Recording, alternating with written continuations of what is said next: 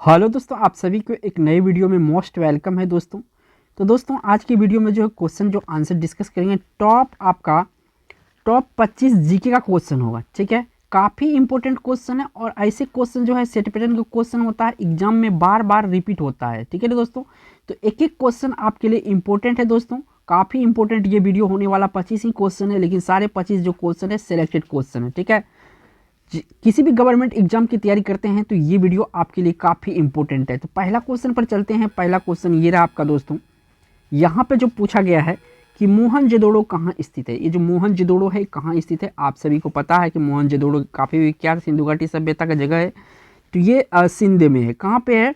सिंध में है, जो कि पाकिस्तान में पड़ता है। कहाँ पे पड़ता है? ये पाकिस्तान में पड़ता है, सिंध प्रांत में। बढ़ते हैं आपका अगला क्वेश्चन 2 नंबर पर। तो ये रहा आपका 2 नंबर क्वेश्चन। यहाँ पे पूछा गया है दोस्तों कि हड़प्पा सभ्यता की खोज किस वर्ष हुई थी। हड़प्पा सभ्यता की खोज किस वर्ष की हुई थी? तो ये 1921 में हुई थी। कब हुई थी? 1921 में हुई थी। ऑप्शन यहाँ पे डी सही हो जाएगा। ठीक है, बढ़ेगा 3 नंबर क्वेश्चन पर। तो ये रहा आपका 3 नंबर क्वेश्चन। अब यहाँ पे पूछा गया है, यहाँ पे 3 नंबर में, कि मांडा नदी किस नदी के किनारे स्थित था। ये जो मांडा नदी है ये किस नदी के किनारे स्थित था, ये पूछा गया है। तो मांडा नदी जो है आपका चेनाब नदी के किनारे स्थित था। किस नदी का? चेनाब नदी के किनारे स्थित था। तो यहाँ से सी ऑप्शन करेक्ट हो जाएगा। बढ़ेगा चौथा नंबर क्वेश्चन पर। तो ये रहा आपका चौथा नंबर क्वेश्चन। थोड़ा सा मैं क्वेश्चन को छोटा कर देता हूँ। अब देखिए, ये भी सिंधु घाटी सभ्यता से क्वेश्चन है और ये क्वेश्चन बहुत ही वीवीआई, थोड़ा टफ भी है। पशु के अवशेष सिंधु घाटी सभ्यता में प्राप्त नहीं हुए, यानी कि किस पशु का यहाँ से अवशेष प्राप्त नहीं हुआ था सिंधु घाटी सभ्यता। तो काफ़ी इंपॉर्टेंट क्वेश्चन है। पहले जो हुआ है प्राप्त वो देख लीजिए। शेर हुआ है, घोड़ा का अवशेष भी हुआ है। सॉरी, यहाँ पे एक मिनट में, शेर का अवशेष प्राप्त नहीं हुआ है। यहाँ पे घोड़ा का अवशेष प्राप्त हुआ है, गाय का अवशेष प्राप्त हुआ है, हाथी। यहाँ पे शेर का अवशेष प्राप्त नहीं हुआ है। तो ध्यान रखना है, शेर का अवशेष जो है सिंधु घाटी सभ्यता से प्राप्त नहीं हुआ है। बढ़ते हैं आपका 5वां नंबर क्वेश्चन पर। तो ये रहा आपका 5वां नंबर क्वेश्चन। यहाँ पे पूछा गया कि सिंधु घाटी के लोग किस पर विश्वास करते थे। जो सिंधु घाटी के लोग हैं किस पर विश्वास करते थे? तो सिंधु घाटी के लोग जो है दोस्तों विश्वास किस पे करते थे? तो ये लोग मातृशक्ति पर विश्वास करते थे। किस पे? मातृशक्ति पे विश्वास करते थे, मातृ पूजा वगैरह में। ठीक है, सी ऑप्शन यहाँ पे सही है। बढ़ते हैं आपका 6 नंबर क्वेश्चन पर। तो ये रहा आपका 6 नंबर क्वेश्चन और काफ़ी इंपॉर्टेंट है। ठीक है ना। 1969 में कितने बैंकों का राष्ट्रीयकरण किया गया था? देखिए, टोटल जो 1969 में बैंकों का राष्ट्रीयकरण हुआ था, टोटल 14 बैंकों का राष्ट्रीयकरण। ये 14 बहुत ही इंपॉर्टेंट है और ये साल यहाँ से काफ़ी इंपॉर्टेंट है।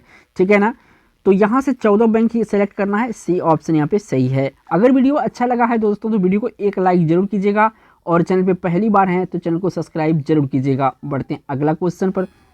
तो ये रहा अब आपका अगला क्वेश्चन। यहाँ पे भी काफ़ी इंपॉर्टेंट क्वेश्चन है कि बॉम्बे स्टॉक एक्सचेंज की स्थापना कब हुई थी। जो बॉम्बे स्टॉक एक्सचेंज है इसकी स्थापना कब हुई थी?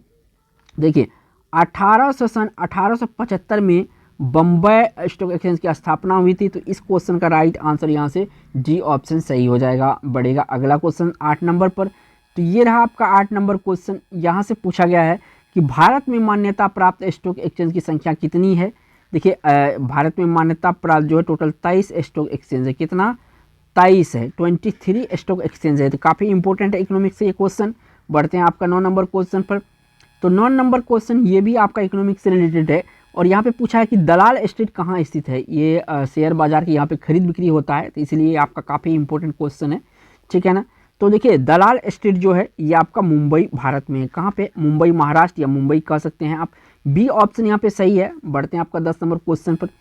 तो ये रहा आपका 10 नंबर क्वेश्चन। बहुत ईजी सा क्वेश्चन है कि भारत की मुद्रा क्या है। जो भारत का रुपया होता है ये क्या होता है? तो भारत का रुपया को जो है यहाँ पे रुपया ही कहा जाता है। ठीक है ना। बढ़िया 11 नंबर क्वेश्चन पर। तो ये रहा आपका 11 नंबर क्वेश्चन। यहाँ पे पूछा गया है कि भारत का सबसे बड़ा बैंक कौन सा है। तो देखिए, भारत का सबसे बड़ा बैंक जो होता है ये आरबीआई होता है। कौन सा होता है? आरबीआई होता है। ठीक है ना। रिजर्व बैंक ऑफ इंडिया इसका फुल फॉर्म है और इसकी स्थापना जो हुआ था 1935 में हुआ था।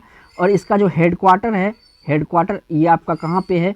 मुंबई में है। याद रखिएगा, मुंबई में है। ठीक है ना। बढ़ते हैं अगला क्वेश्चन 12 नंबर पर। तो ये रहा आपका 12 नंबर क्वेश्चन। देखिए, यहाँ पे आ ही चुका है ये क्वेश्चन कि आरबीआई का मुख्यालय कहाँ स्थित है। तो याद रखना, आरबीआई का मुख्यालय जो है मुंबई में। कहाँ पे है? मुंबई में है। बी ऑप्शन यहाँ पे करेक्ट होगा। बढ़ते हैं आपका नेक्स्ट क्वेश्चन 13 नंबर पर। तो ये रहा आपका 13 नंबर। यहाँ पे जो पूछा गया है, विश्व के अबरख व्यापार में भारत का कितना प्रतिशत योगदान है। यहाँ पे परसेंटेज में पूछा है कि कितना प्रतिशत योगदान भारत का है, ठीक है ना। तो इसमें भारत का जो योगदान है 60% है। किसमें? अबरख में। अबरख में केवल 60% विश्व का भारत योगदान रखता है, तो यानी बी ऑप्शन सही होगा। बढ़ते हैं आपका 14 नंबर क्वेश्चन पर। तो ये रहा आपका 14 नंबर क्वेश्चन। यहाँ से पूछा गया है कि भारतीय हीरा संस्थान कहाँ स्थित है। काफ़ी वीवीआई क्वेश्चन है। जो हीरा संस्थान है भारत में कहाँ पर है, तो ये आपका सूरत गुजरात में। कहाँ पे है? सूरत गुजरात में है ये जगह, सूरत यहीं पे आपका जो है क्या है, गुजरात। हाँ, तो यहाँ पे आपका हीरा संस्थान है, यानी डी ऑप्शन यहाँ पे सही हो जाएगा। बढ़ेगा 15 नंबर क्वेश्चन पर। तो ये रहा आपका 15 नंबर क्वेश्चन। यहाँ पे पूछा गया है, काफ़ी इंपॉर्टेंट क्वेश्चन है ये, करंट से कह सकते हैं कि पवन ऊर्जा यानी विंड पावर के उत्पादन में विश्व में भारत का किस स्थान पर है। विंड पावर में भारत किस स्थान पर है, यानी कि पवन ऊर्जा में, तो भारत 5वें स्थान पर है। कौन सा स्थान पे है? 5वें स्थान पे है भारत। याद रखिएगा, काफ़ी इंपॉर्टेंट और महत्वपूर्ण भी है। बढ़ते हैं अगला क्वेश्चन 16 नंबर पे। 16 नंबर यहाँ पे जो क्वेश्चन पूछा गया है कि विश्व में सबसे अधिक खनिज तेल यानी कि मिनरल ऑयल का उत्पादन कौन सा देश करता है। तो मिनरल ऑयल कहे या खनिज तेल कहे, तो इसका सबसे ज़्यादा जो उत्पादन करता है सऊदी अरब करता है। कौन सा करता है? सऊदी अरब करता है विश्व में सबसे ज़्यादा। ये ऑप्शन यहाँ पे सही है। बढ़ेगा अगला क्वेश्चन 17 नंबर पे।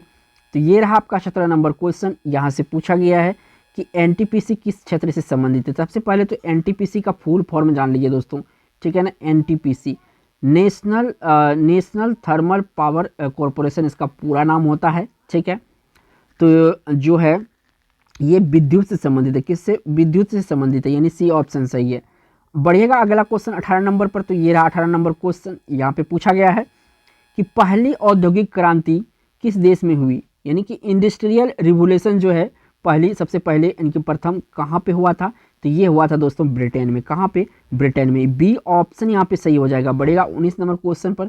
तो ये रहा आपका 19 नंबर क्वेश्चन। यहाँ से पूछा जा रहा है आपसे कि भारत में सबसे ज़्यादा ताप विद्युत उत्पन्न करने वाला राज्य कौन सा है।